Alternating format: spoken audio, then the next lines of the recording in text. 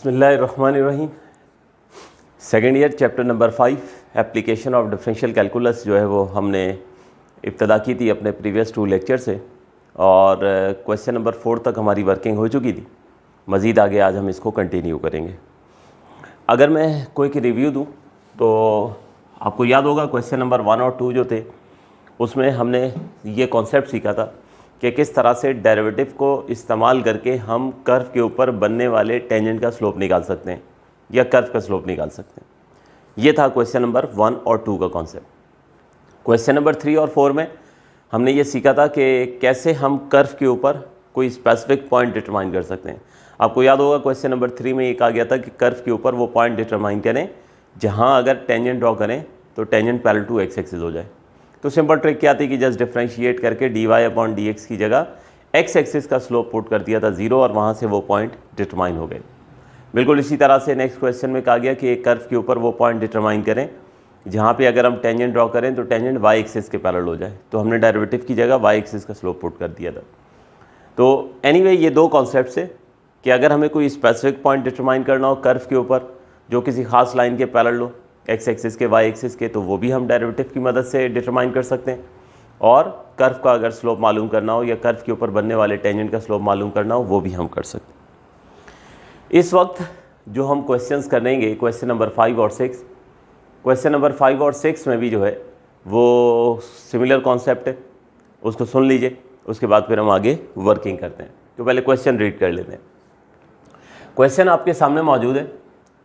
A particle moves so that it distance s and time t is given by the formula। यानी एक particle है वो move कर रहा है, वो जितना भी डिस्टेंस तय करता है उसको s से रिप्रेजेंट किया जा रहा है और जितने टाइम में वो तय करता है उसको टाइम t से रिप्रेजेंट किया जा रहा है और डिस्टेंस और टाइम को एक फार्मूले में जो है वो रख दिया गया और वो फार्मूला है s is equals to u t plus half a t square. S is equals to u t plus half a t square. इस फार्मूले में बताया जा रहा है कि u और a जो हैं where u and a are fix real numbers.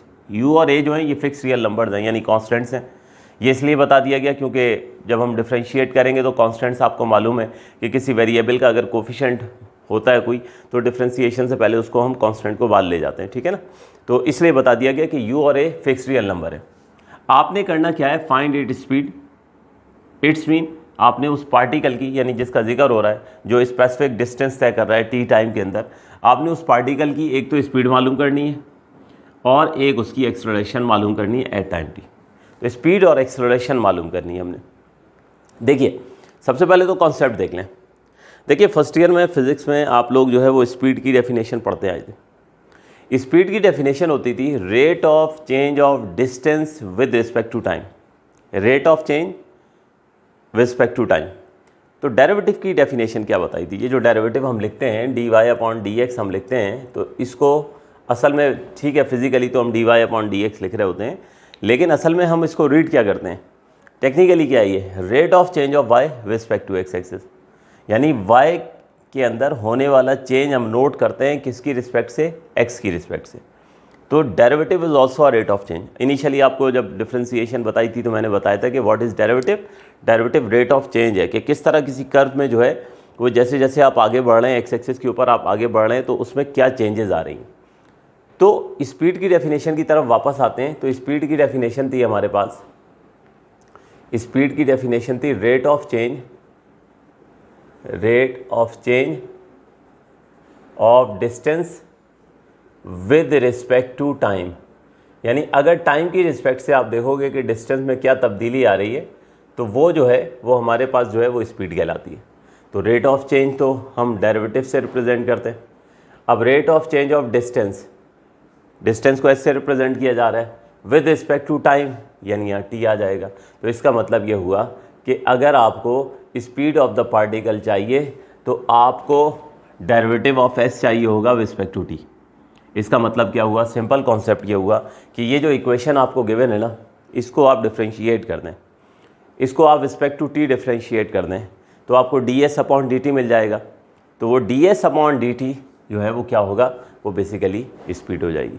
यानी इस कर्व को जस्ट आपने डिफ्रेंशिएट करना है और आपको स्पीड मिल जानी है। क्योंकि देखें ds/dt का टेक्निकली मतलब क्या होगा, यही होगा ना कि rate of change of distance, क्योंकि डिस्टेंस को ऐसे रिप्रेजेंट कर रहे हैं with respect to t. Rate of change of distance with respect to t respect to time is called speed. ठीक है, तो यही डेफिनेशन होती है। तो इसका मतलब कॉन्सेप्ट आपको समझ आ गया होगा कि इसको डिफ्रेंशिएट करना है हमने रिस्पेक्ट टू टी इस इक्वेशन को, तो हमें स्पीड मिल जानी है। इसी के साथ ही बात एक्सेलरेशन की भी कर लेते हैं। Now what is acceleration? Acceleration की डेफिनेशन भी आपने पढ़ी थी कि रेट ऑफ चेंज लिख लेते हैं, चलिए, rate of change of speed, यानी अगर स्पीड को विद रिस्पेक्ट टू टाइम दोबारा डिफ्रेंशिएट कर दिया जाए, वहाँ हमने डिस्टेंस को जो है वो रिस्पेक्ट टू टाइम डिफ्रेंशिएट किया था, यहाँ अगर स्पीड को रिस्पेक्ट टू टाइम डिफ्रेंशिएट कर दिया जाए तो जो है वो हमारे पास एक्सेलरेशन आ जाती है। इसका मतलब क्या हुआ कि rate of change of speed, यानी स्पीड को अगर डिफ्रेंशिएट कर दिया जाए रिस्पेक्ट टू टाइम तो क्या बनती है? एक्सेलरेशन बनती है। तो ये अगर d/dt मैं एस्टेज रहने दूँ तो ऊपर हम देख चुके हैं कि स्पीड को मैथमेटिकली कैसे लिखा जाता है, ds/dt। तो अब अगर मैं आपसे रीड करने के लिए कहूँ तो आप क्या रीड करोगे कि ds/dt को दोबारा डिफ्रेंशिएट कर रहे हैं। तो जब हम किसी इक्वेशन को दोबारा डिफ्रेंशिएट करते हैं तो क्या कहलाता है? वो सेकंड डेरिवेटिव कहलाता है। और सेकंड डेरिवेटिव को कैसे रिप्रेजेंट किया जाता है? d²s/dt²। इसका मतलब ये कॉन्सेप्ट आ गया कि आपने अगर इस इक्वेशन को वन टाइम आप डिफ्रेंशिएट कर दें, आप इसका फर्स्ट डेरिवेटिव निकाल लें तो आपको स्पीड मिल जाएगी, और अगर आप इसको जो है वो सेकंड टाइम डिफ्रेंशिएट कर लोगे, ठीक है, तो ये आपको जो है एक्सेलरेशन मिल जाएगी। आपको ये जस्ट कॉन्सेप्ट मेमोराइज करना है। मैंने तो डेफिनेशन और लॉजिक असल में बताई है कि एक्सेलरेशन क्या है, स्पीड का रेट ऑफ चेंज है रिस्पेक्ट टू टाइम। तो स्पीड का रेट ऑफ चेंज यानी स्पीड का डेरिवेटिव, तो स्पीड को ये देखिए ds/dt से हमने रिप्रेजेंट किया था, उसका डेरिवेटिव रिस्पेक्ट टू टाइम का मतलब ये हुआ कि आप रिस्पेक्ट टू टी दोबारा डिफ्रेंशिएट कर रहे हैं तो ये सेकंड डेरिवेटिव बन जाता है। और सेकंड डेरिवेटिव को कैसे रिप्रेजेंट करते हैं? d²s/dt। तो अब ये जो है वीडियो को पॉज करके आप लोग ज़रा इसको क्विकली, कॉन्सेप्ट है ये, टॉप ऑफ द पेज पे नोट कर लीजिए। इसके बाद फिर हम आगे क्वेश्चन प्रोसीड करते हैं। क्वेश्चन में तो अब यकीनन कोई प्रॉब्लम वाली बात रही नहीं है, जस्ट उस इक्वेशन को जो हमें गिवन है 2 टाइम्स डिफ्रेंशिएट करना है।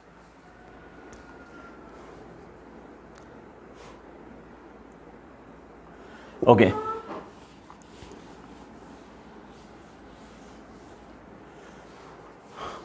तो अब हमारे पास ये इक्वेशन गिवन है, इसको हम डिफ्रेंशिएट करेंगे और इसको डिफ्रेंशिएट करके हम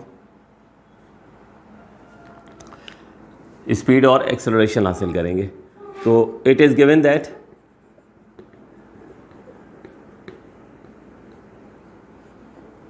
s is equals to ut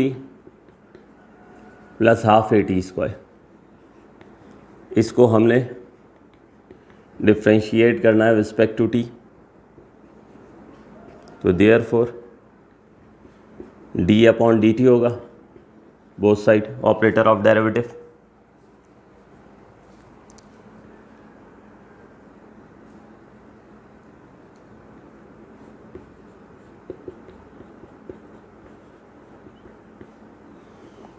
तो ये हो गया ds/dt। अब आप operator of derivative d/dt first term के साथ भी लिख दें और d/dt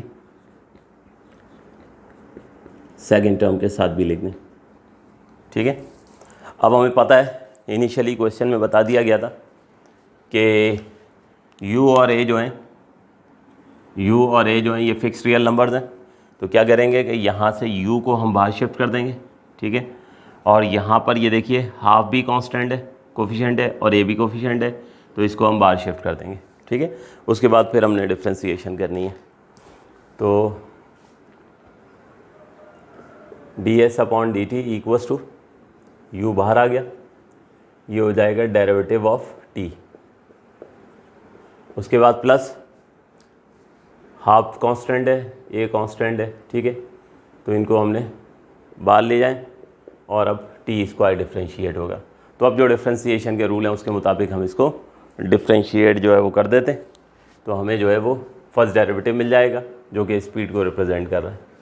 तो ds/dt इक्वल्स टू u।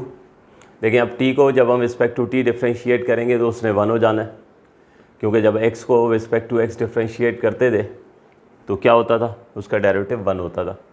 अब आ जाए टी स्क्वायर का डेरिवेटिव, तो पावर रूल अप्लाई कर दें, और जिस तरह एक्स स्क्वायर का डेरिवेटिव आप डायरेक्ट बाज़ जगहों पर 2x लिख देते थे, तो टी स्क्वायर का डेरिवेटिव डायरेक्ट अगर आप 2t लिख दें तो वो भी एक्सेप्टेबल है। तो मैं बारह इस वक्त डायरेक्ट लिख रहा हूँ। तो ये हो गया ds/dt u, हाफ आया तो ये 2 से 2 कैंसिल हो जाएगा, और ये हमारे पास आ गया u प्लस at। ये बेटे हमें फर्स्ट डेरिवेटिव जो है मिल चुका है, जो स्पीड हमें मिल चुकी है वो आखिर में हम रिजल्ट में मेंशन कर देंगे, क्योंकि हमें एक्सेलरेशन भी मालूम करनी है, तो हमें एक्सेलरेशन सेकंड डेरिवेटिव से मिलती है। तो अगेन इसको हमने डिफरेंशिएट करना है। तो फर्स्ट डेरिवेटिव तो आपको समझ आ गया होगा। अब अगेन डिफरेंशिएट करेंगे with respect to t, again differentiate with respect to t, क्योंकि टाइम के रिस्पेक्ट से डिफरेंशिएट करना है। तो टी टाइम के रिस्पेक्ट से डिफरेंशिएट करना है, तो d/dt जो ऑपरेटर ऑफ डेरिवेटिव है, ये बोथ साइड है जो है वो हम लिख देते हैं, ठीक है। तो यहाँ ds/dt को आप दोबारा डिफरेंशिएट कर रहे हैं, तो ये सेकंड डेरिवेटिव बन गया, और सेकंड डेरिवेटिव को सिंबॉलिकली रिप्रेजेंट करते हैं हम d²s/dt²। राइट हैंड साइड पे वर्किंग करनी है, तो सबसे पहले u डिफरेंशिएट होगा, तो d/dt ऑफ u आ गया, और फिर d/dt ऑफ at आ गया। तो ये हो गया d²s/dt² इक्वल्स टू, यहाँ पर d/dt ऑफ u फिलहाल एज इट इज लिख देते हैं, ये कोफिशिएंट है, इसको बाहर ले जाते हैं,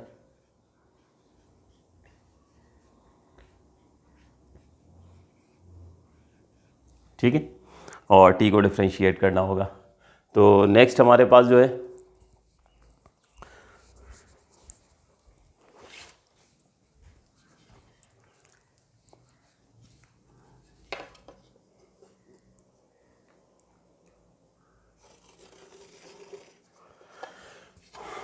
ओके, तो सेकंड डेरिवेटिव u का डेरिवेटिव रिस्पेक्ट टू t हम जो है वो फाइंड आउट कर रहे हैं। तो u के बारे में क्या बताया गया था कि u and a are fixed real number. इसका मतलब यहाँ पर u जो है वो एक कांस्टेंट है, और जब किसी भी कांस्टेंट नंबर को हम डिफरेंशिएट करते हैं तो क्या आता है, ज़ीरो। तो यहाँ आ गया ज़ीरो, प्लस a आ गया, और t को जब रिस्पेक्ट टू t डिफरेंशिएट करेंगे तो 1 हो जाएगा। तो इस तरह से हमारे पास जो है वो सेकंड डेरिवेटिव आ गया, जस्ट a। हाईलाइट करने के लिए इसे इक्वेशन नंबर 2 का नाम दे देते हैं। तो हमें ये कहा गया था कि इस पार्टिकल का एक तो स्पीड मालूम करें और एक एक्सेलरेशन मालूम करें। तो कॉन्सेप्ट सिंपल है कि फर्स्ट टाइम जब आप डिफरेंशिएट करते हो तो आपको स्पीड मिल जाती है, और जब अगेन उसी इक्वेशन को आप डिफरेंशिएट कर देते हो तो सेकंड डेरिवेटिव हासिल कर लेते हो तो एक्सेलरेशन मिल जाती है। तो चूँकि स्पीड और एक्सेलरेशन मांगी गई थी, तो प्रॉपरली हम यहाँ पे मेंशन करते हैं कि देयरफॉर सबसे पहले speed that is represented by first derivative ds/dt, तो वो ये आ गई थी हमारे पास u प्लस at, और उसके बाद एक्सेलरेशन हमें कहा गया था that is represented by second derivative which equals to a। तो ये था हमारा आंसर। तो अब आप लोगों को समझ आ गया होगा, सिंपल कॉन्सेप्ट है, यानी आपने 3 चीज़ें अब सीख ली हैं। क्वेश्चन नंबर 1 और 2 में स्लोप ऑफ कर्व या स्लोप ऑफ टेंजेंट सीखा है। क्वेश्चन नंबर 3 और 4 में कि कोई पॉइंट अगर डिटरमाइन करना हो जो किसी खास लाइन के पैरेलल हो, ठीक है, वो कैसे डिटरमाइन करते हैं 3 और 4 क्वेश्चन में। और 5 और 6 में हमने डेरिवेटिव की एक और एप्लीकेशन सीखी है कि अगर कोई पार्टिकल मूव कर रहा है और आप उस पार्टिकल की स्पीड और एक्सेलरेशन मालूम करना चाहते हैं तो कैसे मालूम करेंगे। तो अगर आप जो है वो एक दफ़ा उस इक्वेशन को डिफरेंशिएट कर देते हो तो आपको स्पीड ऑफ पार्टिकल मिल जाएगी, और अगर आप अगेन उसका डेरिवेटिव निकाल लेते हो यानी सेकंड डेरिवेटिव निकाल लेते हो तो आपको एक्सेलरेशन मिल जाएगा। तो मैं बीच में कुछ वक्फा ले रहा हूँ, आप लोग ज़रा इसको जल्दी से जो है वो नोट कीजिए, ठीक है। उसके बाद वापस आते हैं और अगला क्वेश्चन करते हैं।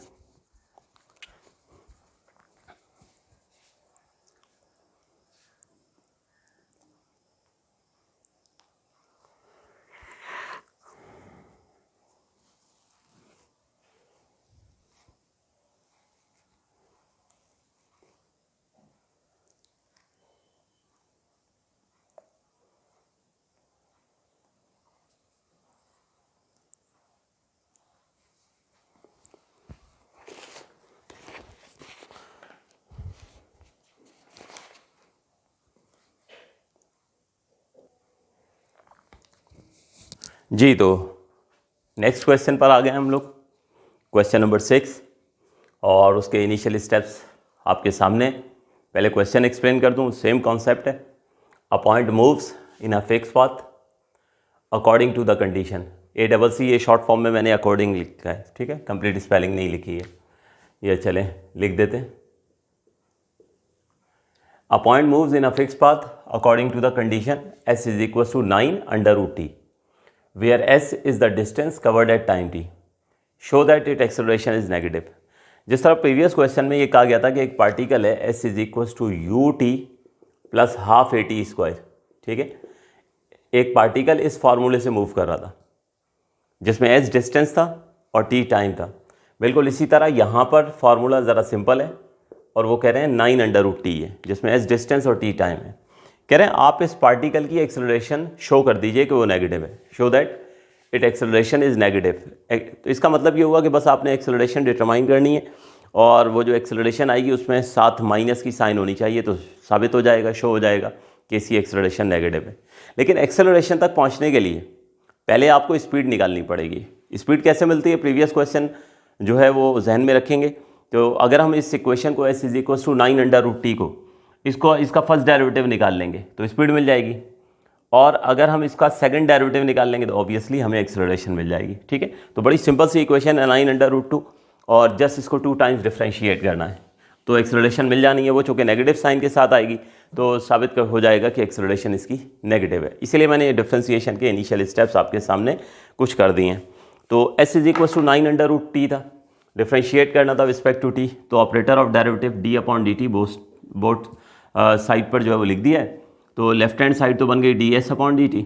यहाँ पर 9 जो है वो √t का कोफिशिएंट था तो उसको बाहर शिफ्ट कर दिया हमने, और उसी स्टेप में ही मैंने √t को जो है वो t⁻½ लिख दिया।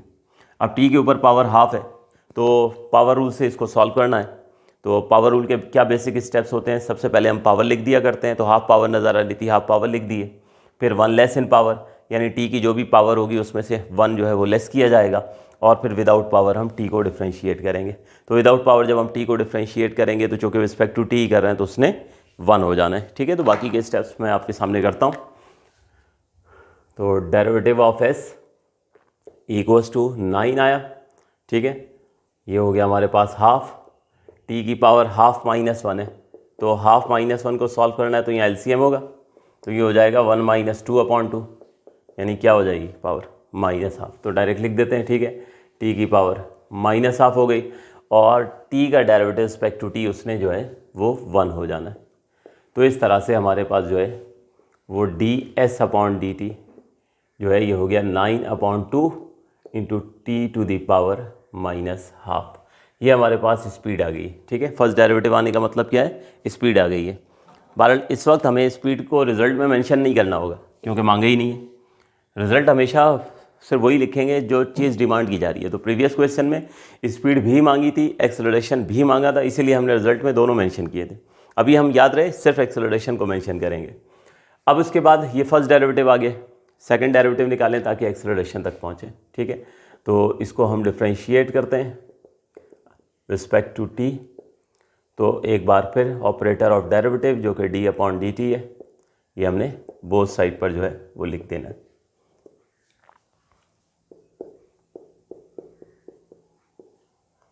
तो यहाँ पर तो ds/dt को आप दोबारा डिफ्रेंशिएट कर रहे हैं तो ये सेकंड डेरिवेटिव बन रहा है, और सेकंड डेरिवेटिव को सिंबॉलिक कैसे लिखेंगे, d²s/dt²। ये हो गई लेफ्ट हैंड साइड।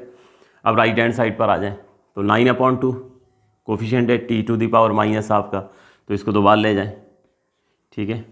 और डिफ्रेंशिएशन जो होनी है वो t⁻⁻½ की होनी।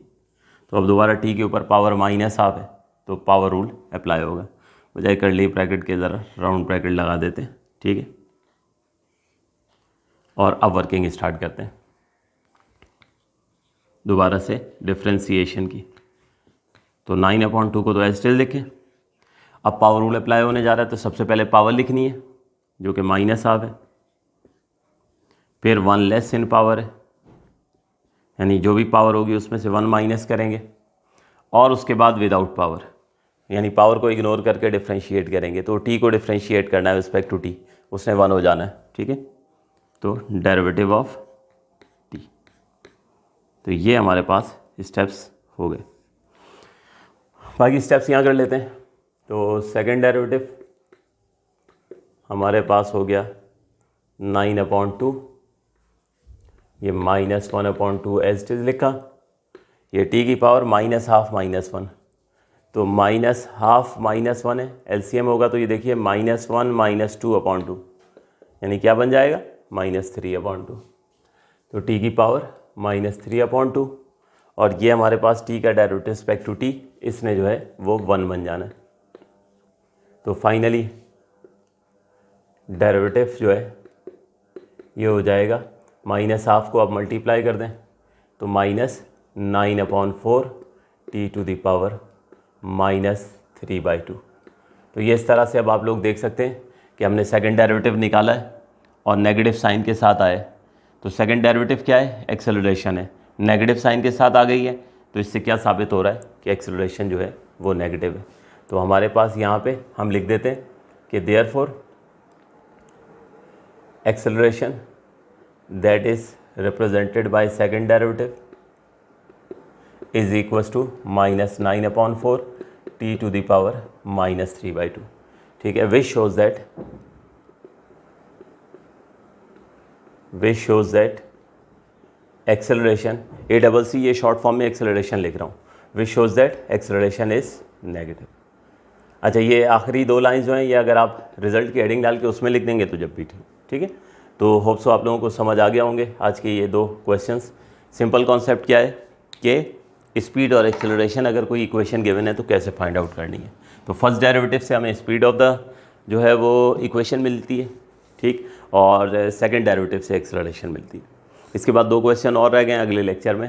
होप सो जो है ये हमारा चैप्टर वाइंड अप हो जाएगा, सॉरी चैप्टर नहीं, ये एक्सरसाइज जो है वाइंड अप हो जाएगी। तो इंशाल्लाह नेक्स्ट लेक्चर में हम कंटिन्यू करते हैं। Thank you ji.